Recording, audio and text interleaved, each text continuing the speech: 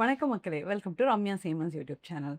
Sir வந்து குரு பயிற்சி பலன்கள் சொன்னாங்க. சூப்பர் டூப்பர் ஹிட்டுங்க. நெறைய வியூஸு, நெறைய likes. I am very happy.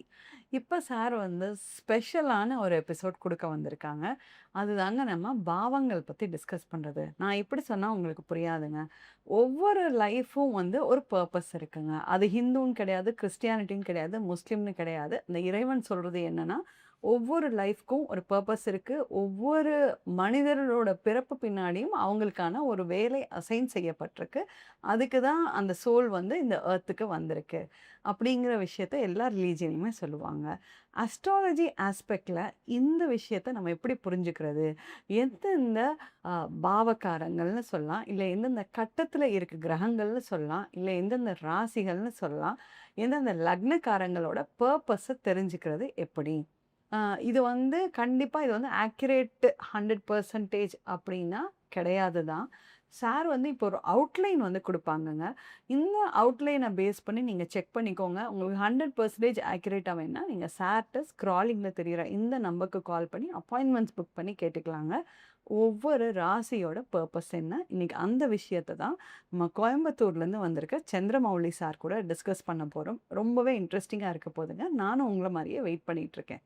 First வணக்கம் சார். வணக்கங்க. எந்த பாவங்கள் ல பிறந்தவங்களுக்கு அவங்களோட பிறவி பயன் என்ன? இல்ல. ஜோதிடம்னாலே 12 பாவம். Okay sir. 12 இப்போ கட்டம் ராசி கட்டம் இருக்கு இல்லையா? அந்த ஆமா. 12 இணைஞ்சது தான் ஒருத்தருக்கு ஜோதிடம். ம். இப்போ இதுவரைக்கும் என்ன நீங்க நினைச்சிட்டு இருக்கீங்க? ஒரு ராசி மட்டும் தான் வேலை செய்யுதுன்னு நினைச்சிட்டு இருக்கீங்க. ம். நான் வந்து ஒவ்வொருத்தரும் பிறந்த உடனே 12ம் அட் எ டைம் வேலை செய்யுதுன்னு சொல்றேன். ஓ! இவ்வளோதான் விஷயம். Okay sir. நாம நினைச்சது நம்ம ராசி, நம்ம நட்சத்திரம் மட்டும் ஞாபகம் இருக்கு. நான் என்ன சொல்ல வரேன்னா, நம்ம பிறந்த உடனே 12 புள்ளி நம்மளுக்கு கிடைச்சிருது. ஓகே. இந்த 12 புள்ளிய தான் 12 பாவம்னு சொல்கிறோம். 1ஆம் பாவம் என்பது ஆட்டிடியூட், ம். 2ஆம் பாவம்ன்றது பேச்சு, கேஷ் இன் ஹேண்டு, 3ஆம் பாவங்கிறது தைரியம் அல்லது கம்யூனிகேஷன், 4ஆம் பாவங்கிறது ஆரம்ப கல்வி, தாயார், வீடு மனை, சொத்து சுகம், 5ஆம் பாவங்கிறது கலைகள், அவங்களுக்கு வந்து குழந்தை சம்மந்தப்பட்டது, காதல் சம்மந்தப்பட்டது, 6ஆம் பாவங்கிறது ஒர்க்கு, நோய், கடனை சொல்கிறது, 7ஆம் பாவம் வந்து மனைவி, கூட்டு வியாபாரம் இதெல்லாம், 8ஆம் இடம்ங்கிறது ஆயுள் ஸ்தானம், 9ஆம் இடங்கிறது பூர்வ புண்ணியம், பூர்வீக ஸ்தானம், பூர்வீக சொத்து, தந்தை சொல்கிறது, தெய்வ அனுகிரகத்தை சொல்கிறது, 10ஆம் இடம் வந்து தொழில் ஸ்தானம், கர்மஸ்தானம், என்ன சொந்த தொழில் பண்ணுவோமாங்கிறத சொல்லுது, 11ஆம் இடம் வந்து லாபத்தை சொல்லுது, 12ஆம் இடம் வந்து செலவை சொல்லுது. இந்த 12மே நான் என்ன சொல்ல வரேன்னா, ஒருத்தர் பிறக்கும்போது அது 12 புள்ளியாக வேலை செய்யுதுன்னு சொல்ல வரேன். அருமை சார், அருமை சார். ஒவ்வொரு ராசிக்காரங்களுக்கும் ஒவ்வொரு பிறவி பயன் இருக்கு. மேஷ ராசிக்காரங்களோட பர்ப்பஸ் ஆஃப் த லைஃப் என்ன சார்? மேஷம் அப்படின்னு பிறக்கிறாங்களான்னு 12 ராசியில் முதல் ராசி, இதுக்கு பேர் தர்ம ராசின்னு பேர். அதாவது தர்ம அர்த்த காம மோட்ச சதுர்வித பல புருஷார்த்த சித்தியர்த்தம்னு மந்திரம் சொல்லுவோம் ம். அர்ச்சனை பண்ணும்போது.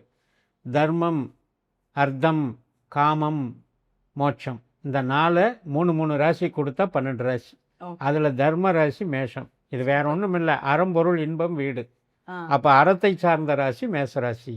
ம். அப்போ இந்த தர்மம் செய்வதற்கும் தர்மத்தை காப்பாற்றுவதற்கும் நம்மளுடைய தர்மத்தை நிலைநிறுத்துவதற்கும் அறம் சார்ந்த வழியே எல்லா செயல்களையும் செய்யறதுக்காக பிறந்தவங்க தான் மேஷம். அப்ப நியாயமா இருக்கவங்கன்னா மேஷ ராசிக்காரங்க. அப்படி சொல்லுங்க. சரி. அப்படி இருக்கு. ஆ. ஆனால் ஏன் மனிதர்கள் வேறுபடுறாங்க? இப்போ ஒரு ராசியில் பல கோடி பேர் பிறக்கிறாங்க. ம். அப்போ எல்லாருமே தர்மவான்களாக ஏன் இருக்கிறது இல்லை அப்படின்ற கேள்வி தான் பிறப்பின் ரகசியம். ஓகே. அதுக்கு என்ன காரணம்னா இந்த புள்ளி. ம். இப்போ மேச ராசியில் 9 பாதம் இருக்குங்க. அசுவனி 4 பாதம், பரணி 4 பாதம், ம். அதே மாதிரி கிருத்திகை 1 பாதம். இந்த 9 மூணு கிரகம் சம்மந்தப்படுது. ஓகே. அசுவனிங்கிறது கேதுவாக வேலை செய்யுது, பரணிங்கிறது சுக்கிரனா வேலை செய்யுது, கிருத்திகைங்கிறது சூரியனாக வேலை செய்யுது. இந்த 3 கிரகங்கள் 1ஆம் இடத்துலையோ 5ஆம் இடத்துலையோ 9ஆம் இடத்துலையோ, அதாவது மேஷத்துலேயோ சிம்மத்துலேயோ தனுசுலாக இருந்தால் முழுக்க முழுக்க தர்மமாக வேலை செய்வாங்க. அவங்க தர்மவான்கள்.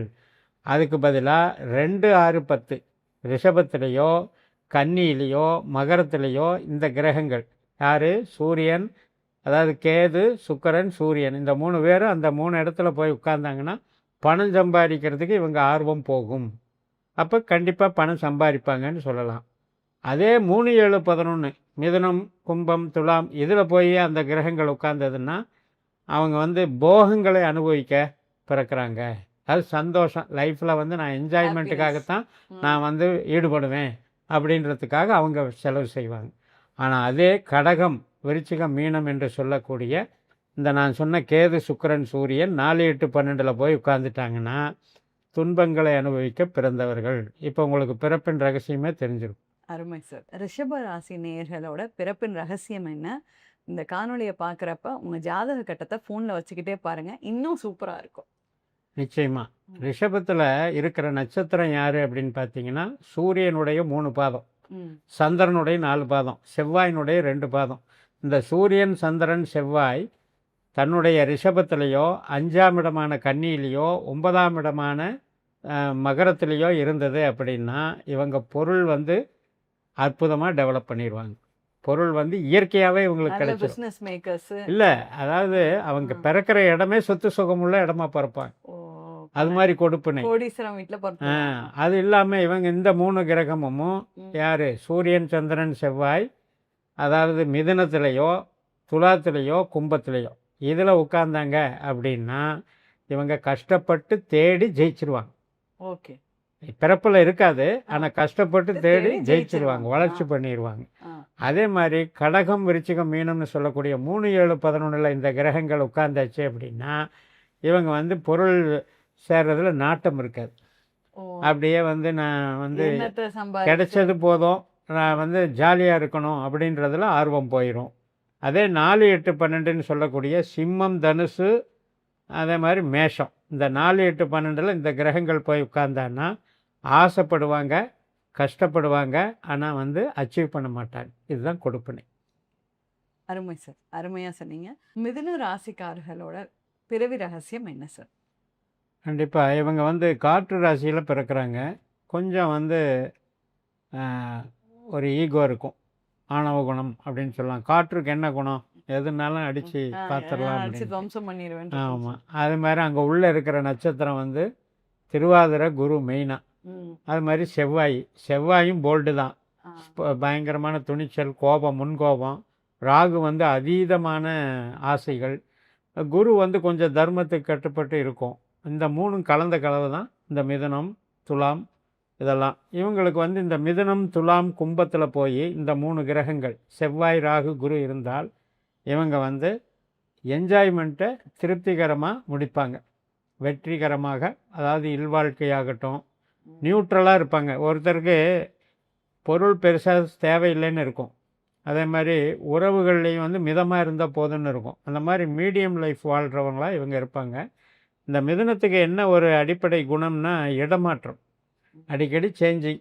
அதில் வந்து ஒரு பிரியம் இருக்கும், மாற்றிக்கிட்டே போவாங்க. அடுத்தவர்களுக்கு ஆலோசனை பண்ணுற கேரக்டரை எடுத்துக்கிட்டாங்கன்னா இவங்க நல்லா இருப்பாங்க. இதே 3 கிரகங்கள் 2 6 10 இருந்தால் தன்னுடைய அந்த ஆலோசனை புத்தியால் நிறைய சம்பாரிச்சுப்பாங்க. அதாவது கடகம், விருச்சிகம், மீனத்தில் இந்த இந்த செவ்வாய், ராகு, குரு இருந்தால் அப்படி சம்பாரிச்சிருவாங்க. அதே மாதிரி சிம்மம், தனுசு, மேஷத்தில் வந்து இந்த 3 கிரகங்கள் இருந்தால் இவங்க வந்து தகவல் தொடர்பில் டெவலப் ஆவாங்க. அப்போ அதாவது இப்போ மீடியா, கமிஷன் துறை, இது மாதிரி தகவல் தொடர்பில் ரொம்ப டெவலப் ஆவாங்க. 4 8 12ன்னு சொல்லக்கூடிய கன்னி, மகரம், ரிஷபம் இதில் வந்து இந்த 3 கிரகங்கள் இருந்தால் தான் இவங்களுக்கு கஷ்ட நஷ்டங்களை அனுபவிக்கிறது, அச்சீவ் பண்ண முடியலையே அப்படிங்கிற பிரச்சனைகள் வர்றதெல்லாம் இவங்க கொடுப்பனையில் அது விதிக்கப்பட்டு. அருமை சார், அருமை. அடுத்ததாக கடக ராசி நேயர்களோட பிறவி பயன் என்ன சார்? இவங்க பார்த்தீங்கன்னா தர்மார்த்த காம மோட்சத்தில் அறம்பொருள் இன்பம் வீடில் கடைசி பிரிவை சேர்ந்தவங்க. ஓகே. அப்போ நீர் ராசியெல்லாம் வந்து மோட்சம்னு பேர். மோட்சம்னா என்னென்னா சம்ஹாரஸ்தானம்னு நான் சொல்லுவேன். சம்ஹாரஸ்தானம் அப்படின்னா என்ன அப்படின்னா, இப்போ இயற்கை சீற்றம் வருது உலகத்துக்கு, அது சம்ஹாரம் தானே. ஆமாம். அது மாதிரி அப்போ இந்த கடகம், விருச்சிகம், மீனத்தில் பிறக்கிறவங்க மட்டும் பிறக்கும்போதே ஒரு ஸ்ட்ரகிள் தான். ஆனால் வந்து சாமர்த்தியத்தினால டெவலப் பண்ணுற கெப்பாசிட்டி இருக்குது. ஏன்னா அங்கே வந்து சனி நட்சத்திரம் இருக்குது, புதன் நட்சத்திரம் இருக்குது, புத்திசாலித்தனமும் இருக்குது.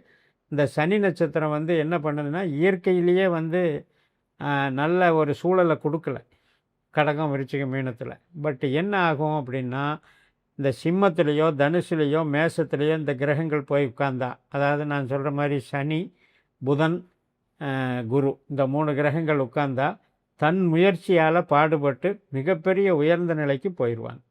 அதே மாதிரி 3, 7, 11ன்னு சொல்லக்கூடிய கன்னியிலேயோ மகரத்துலேயோ இவங்க வந்து ரிஷபத்துலேயோ 3, 7, 11ல் இந்த கிரகங்கள் உட்கார்ந்தது அப்படின்னா மீடியமான லைஃப்பை வாழ்ந்துருவாங்க.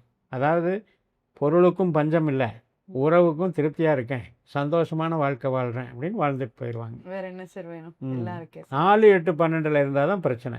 அதாவது துலாம், கும்பம், மிதுனம் இதில் போய் இந்த கிரகங்கள் ராகுவோ குருவோ செவ்வாயோ மாட்டிக்கிட்டால் தான் இவங்களுக்கு வந்து ப்ராப்ளம்.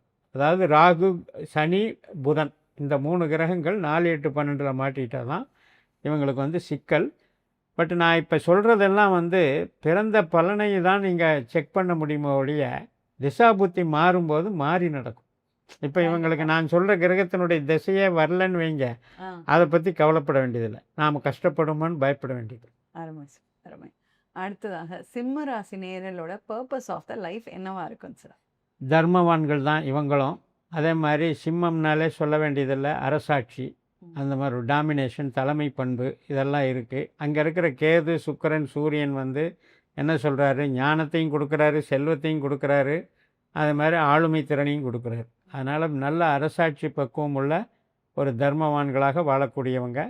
இவங்களுக்கு சூரியன் நல்ல பலமாக இருக்கணுங்கிறது ஒரு விஷயம். அதோட கேதுவும் சுக்கிரனும் ரொம்ப அற்புதமாக இருக்கணும். அந்த கேது சுக்கிரன் மட்டும் 2ஆம் இடத்தான கன்னியிலேயோ 6ஆம் இடமான மகரத்திலேயோ 10ஆம் இடமான ரிஷபத்திலேயோ இருந்தால் சுயமுயற்சியால் பொருள் தேடி மிகப்பெரிய புகழுக்கு போவாங்க.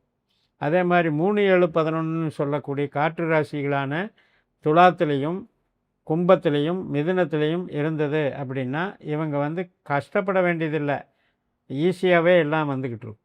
அந்த காற்று ராசிகள் வந்து என்ன பண்ணுவோம், இப்போ ஒரு திருமணத்தினால யோகம் வருதுன்னு சொல்கிறோம் இல்லையா, அது மாதிரியெல்லாம் டெவலப்மெண்ட் கிடச்சிடும், அடுத்தவர்களால் வளர்ச்சி கிடச்சிக்கிட்டே இருக்கும். 4, 8, 12ன்னு சொல்லக்கூடிய நீர் ராசிகளில் இந்த கிரகம் போய் உட்காரக்கூடாது. கேது, சுக்கிரன், சூரியன் இந்த 3மே விருச்சிகத்திலேயோ கடகத்திலேயோ மீனத்திலேயோ உட்கார்ந்தால் தான் இவங்களுக்கு கஷ்டம். அருமை சார், அருமை. அடுத்ததாக கன்னிராசி நேயர்களோட பர்பஸ் ஆஃப் த லைஃப் பிறவி பயன் என்ன சார்? இவங்க வந்து பொருள் தேட பிறந்தவர்கள், சர்வீஸ் பண்ண பிறந்தவர்கள். அதனால் புத்திசாலித்தனத்தை வச்சு அதுவும் சர்வீஸ் பண்ணுவாங்க. இப்போ ஒரு மேனேஜர் லெவல் இந்த மாதிரி இருக்கிறதெல்லாம் புதன் தான். இந்த கன்னிக்கு வந்து இந்த சர்வீஸ் ஓரியன்டான டெவலப்மெண்ட் வந்து எப்படி வருது அப்படின்னா அங்கே இருக்கிற நட்சத்திரத்தினால வருது. அங்கே இருக்கிற நட்சத்திரம் என்ன அப்படின்னா மெயினாக வந்து சூரியன், சந்திரன், செவ்வாய், அதாவது அப்பா, அம்மா, சகோதரன் இந்த 3 கிரகமும் 1, 5, 9ல் அதாவது கன்னி, மகரம், ரிஷபத்தில் இருந்துச்சு அப்படின்னாலே இவங்களுக்கு இயற்கையிலேயே வரம் வாங்கிட்டு வந்தவங்க, நல்ல வளர்ச்சி கிடைச்சிரும். அதுபோக துலாம், கும்பம், மிதுனம் இந்த 3 ராசியில் இந்த கிரகங்கள் போயிருந்ததுன்னா இவங்களுடைய சாமர்த்தியம் புத்திசாலித்தனத்தினால நல்லா சம்பாதிப்பாங்க, நல்ல உயர்வுக்கு வருவாங்க, சொந்த தொழில் பண்ணாலும் நல்ல முறையில் வளர்ச்சி அடைவாங்க.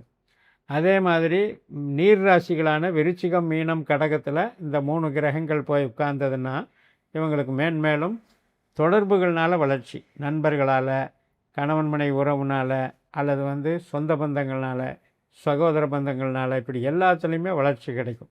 இவங்களுக்கு ஆகாத ஸ்தானம் எது அப்படின்னா நெருப்பு ராசிகளான 4, 8, 12ஆன தனுசு, மேஷம், சிம்மம் இந்த 3ல் போய் இந்த கேது, இந்த சந்திரனோ சூரியனோ போய் மறைஞ்சாதான் இவங்களுக்கு பிரச்சனை. அருமை சார், அருமை.